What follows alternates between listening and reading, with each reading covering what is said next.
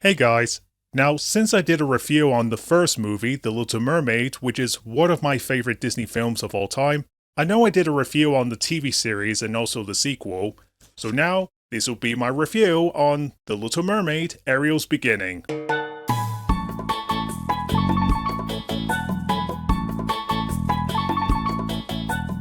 It was released in 2008 as a direct-to-video, but now it's on DVD and Blu-ray, and it was directed by Peggy Holmes. I do remember the first time I saw the trailer on, well, one of the Disney DVDs at the time, and when I saw it, I was like, that's really interesting, I might have to check it out. So I bought the DVD back then, I checked it out, and, I'll give credit, this movie is, well, decent. And I did watch this movie God knows how many times. Anyway, I watched this again. I will admit, it is a decent prequel. So this movie, The Little Mermaid Ariel's Beginning, is basically a prequel to the first movie and also the sequel, way before Ariel meets Prince Eric and all that stuff, which is really interesting. Another thing I will give credit is the animation. Yes, the animation in this one does look really good, despite that it is a direct-to-video, but still the animation does look really good, and it's really nice to look at. Speaking of this, let's get to the plot. This is The Little Mermaid, Ariel's Beginning.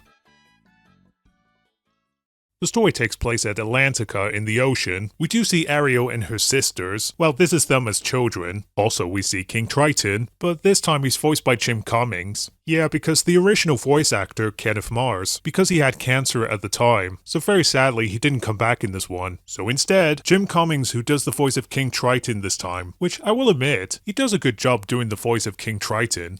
Speaking of this, we see Ariel's mom, Queen Athena, played by Lorelei Hill Butters. I will admit, she is a very interesting character. But then one day in this lagoon, which kind of reminds me, but a pirate ship that came out of nowhere, they do crush her, so basically she dies. So King Triton decided to ban music from Atlantica. Really? I mean, banning music from Atlantica, is that really necessary?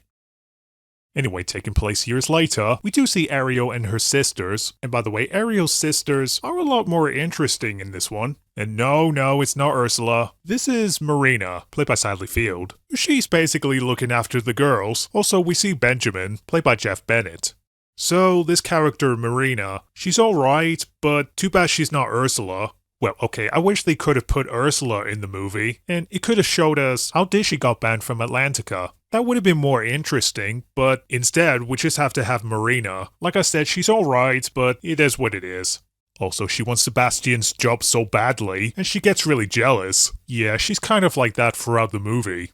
Anyway, Ariel first met Flounder, played by Parker Gowis, compared to how they first met in the TV series. Oh yeah, you got to remember, music and singing is completely banned. Kind of like, no singing! Later on, Ariel follows Flounder into this underground club where they have music. Yep, they secretly have music.